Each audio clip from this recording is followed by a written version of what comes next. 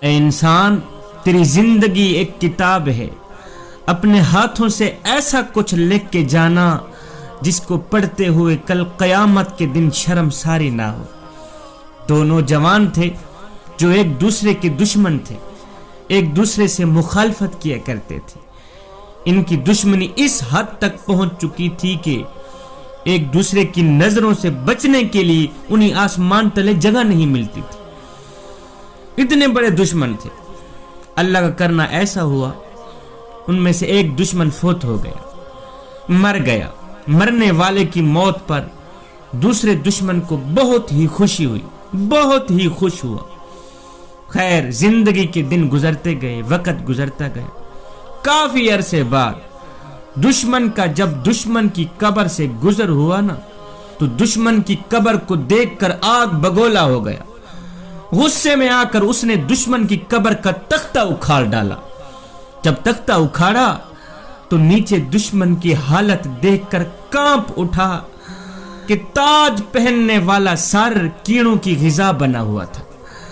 وہ دشمن جو دن میں 10 مرتبہ شیشے کے سامنے آ کے کہتا تھا، جی میری آنکھیں کتنی خوبصورت ہیں، میرا چہرہ کتنا خوبصورت ہے، میرا بدن کتنا حسین و جمیل ہے، مگر ہائے اس کی خوبصورت آنکھوں میں مٹی بھری ہوئی تھی۔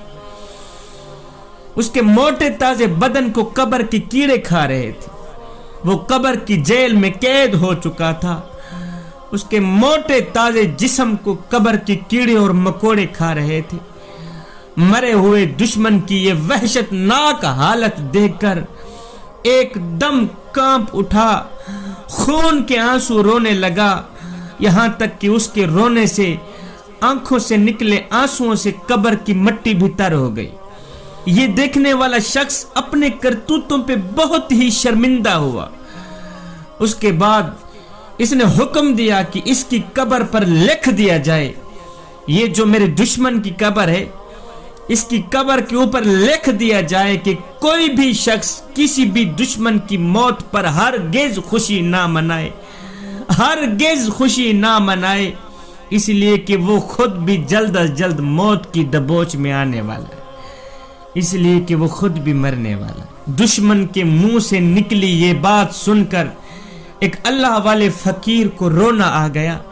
اس نے دونوں ہاتھ اٹھائے، کہا، میرے کریم رب، جس کی حالت زار دیکھ کر دشمن کو بھی ترس آ گیا، دشمن کو بھی رحم آ گیا ہے، میرے کریم رب تو بھی اس پہ ترس کھا اور اسے معاف کر دے۔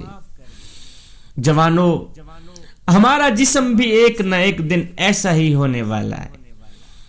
آج تو منسٹر ہے، آج تو وکیل ہے، آج تو بادشاہ ہے، آج تو وزیر ہے، آج تو طاقتور ہے، آج تو کڑیل نوجوان ہے، آج تیری طاقت اور قوت کے کیا کہنے۔ آج زمانے کو انگل پہ تو نچا لیتا ہے، ہاتھیوں کو تو بٹھا لیتا ہے۔ آج تو طاقتور ہے، آج تو زوراور ہے، آج تو سب کچھ ہے۔ صاحب، آنکھیں بند ہونے کی دیر ہے، تیرے جسم سے روح نکلنے کی دیر ہے کہ تیرے اندر فخر اور غرور کی یہ جو آگ بھڑکی ہوئی ہے یہ ختم ہو جائے گی، تیری اوقات سامنے آ جائے گی۔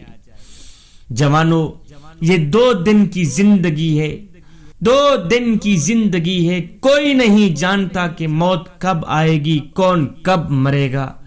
اس لیے اس دنیا میں رہ کر مخلوق خدا کی خدمت کریں، مخلوق خدا سے محبت کریں اور اپنے خدا سے اپنا معاملہ درست کر لیں۔ معلوم نہیں پھر فرصت ملے نہ ملے، معلوم نہیں پھر یہ زندگی کے لمحے ملے نہ ملے۔